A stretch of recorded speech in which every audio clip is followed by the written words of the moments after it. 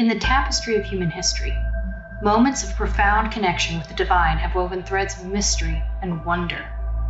These encounters, known as religious visions, transcend the boundaries of the ordinary, offering glimpses into realms beyond mortal comprehension. But in the corridors of medieval Christianity, the interpretation of these visions took on a complexity shaped by the societal norms and power structures of the time. True visionaries were revered as conduits of divine revelation, believed to receive messages directly from God himself. Yet, in a world where women were often relegated to subordinate roles, the emergence of a female mystic presented a challenge to the established order. For when the vessel of divine vision was a woman, the dynamics of power and authority shifted, raising questions about the nature of hierarchy and the role of gender in matters of faith. Let's journey to explore medieval mysticism, where the boundaries between the sacred and the profane blurred, and the echoes of divine revelation still resonate in the hallowed halls of history. Amidst the tranquil halls of a Benedictine abbey in medieval Europe, a singular woman embarked on a profound spiritual odyssey. Born in 1098, Hildegard von Bingen emerged as a mystic whose visionary experiences defied the limitations of her era. Long before she took her monastic vows, as a child, she began experiencing visions that she believed were from God. Hildegard recorded an account of some of her numerous visions in a trilogy she titled Scivias, which stands as a testament to her divine encounters meticulously recorded at the behest of a heavenly command. For Hildegard, her visio Dei, or visions, weren't just ecstatic outbursts. They were carefully cultivated encounters with the divine, and they were shaped by medieval theories of optics and biblical interpretation. She believed that she was under the direct command of God, and she recorded her visions to serve as a bridge between the heavenly and the earthly realms. Hildegard's life was dedicated to the pursuit of humility, obedience, and discretion, virtues she considered the bedrock of her spiritual path. But what set Hildegard apart was not just her devoutness, but her profound insights into the convergence of theology, science, and the natural world. Through meticulously written descriptions and intricate illustrations, Hildegard presented her visions as a blend of scientific and religious understanding, echoing the teachings of Saint Benedict. Supported by her contemporaries like Bernard of Clairvaux, Hildegard completed Scivias in 1151, leaving behind an enduring legacy that continues to inspire scholars and seekers alike. But how did medieval perceptions of the natural world intersect with Hildegard's mystical experiences? Scholars like Robert Grotestus and Roger Bacon proposed theories of light and optics that mirrored Hildegard's divine illumination. So we really need to talk about Grotestus' theory of light as the primary form, along with Bacon's insights into vision.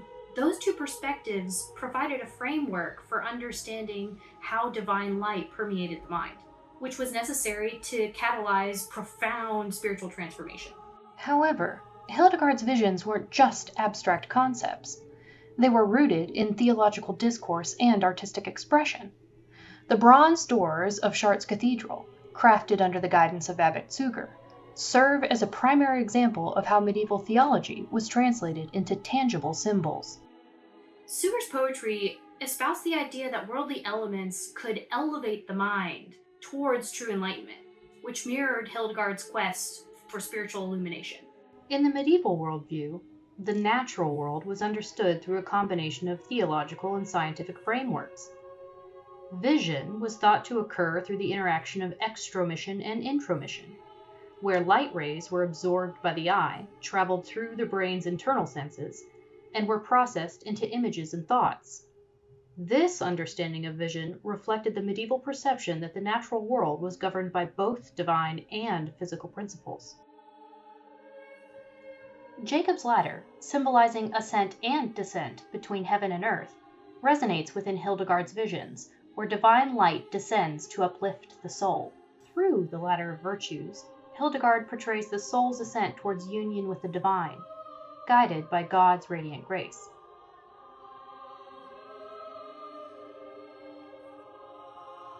When confronted with phenomena that defy conventional understanding, individuals are compelled to articulate their experiences within the framework of prevailing cultural norms. This requires the use of familiar paradigms and linguistic constructs to render novel experiences comprehensible to others, to convey the ethos of the unfathomable.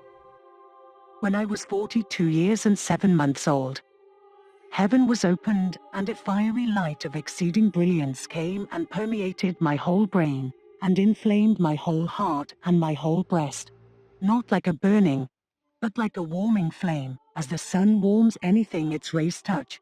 Although other mystics also recorded their encounters with the divine, Hildegard wrote more prodigiously than any of them about the number of instances where God demanded that she write down her experiences and speak boldly of them. Speaking boldly was not an action that conformed to the medieval feminine ideal, which upheld women as passive figures. Hildegard is able to operate outside of traditional gender constructs because she's validated both theologically and scientifically. As a papal-approved prophetess, she had the social authority to voice her experiences to the world at large. Anthropologists understand religious beliefs to be a human system that creates a template for behavior and constructs meaning for people through the use of powerful ritual and symbols. Sociologist Emile Durkheim believed that religion builds connection between people by creating a shared worldview that categorizes all things as either profane or sacred. This dichotomous way of classifying the world unites people around a shared identity while simultaneously reinforcing social hierarchies. That hierarchy prioritized Hildegard's sacred role as a divine vessel over her profane womanhood, which meant that she wasn't required to conform to traditional gender ideals, nor did she need male approval. Gender identity wasn't binary in the medieval period. Other individuals like Hildegard were able to use systems of religion to be more fluid in their gender identities, like St. Joan from the 13th century. It's important to acknowledge the intersectionality of religion, science, and gender in the medieval period. It creates multiple axes of identity that interact and overlap, redefining for these individuals what was normal and allowable. To become a mystic, the medieval devotee had to follow a doctrinal cycle to obtain union with God. Emptying or being emptied through kenosis of the via negativa allows one to become divine. In order to achieve ascension, the devotee must be emptied, must let go of all attachments. In front of this image stood another, a child wearing a tunic of subdued color but white shoes, upon whose head such glory descended from the one enthroned upon that mountain, that I could not look at its face. But from the one who sat enthroned upon that mountain many living sparks sprang forth, which flew very sweetly around the images. Also, I perceived in this mountain many little windows, in which appeared human heads, some of subdued colors and some white. In another section of Scivias, Hildegard herself describes how she experienced the intersection of religion and gender norms, and how profane gender identity was subordinate to her sacred role as prophetess. O you who are wretched earth and, as a woman, untaught in all learning of earthly teachers, and unable to read literature with philosophical understanding, you are nonetheless touched by my light, which kindles in you an inner fire like a burning sun. Cry out and relate and write these, my mysteries that you see and hear in mystical visions. Therefore, O diffident mind, who are taught inwardly by mystical inspiration, speak of that fiery work this sure vision has shown you.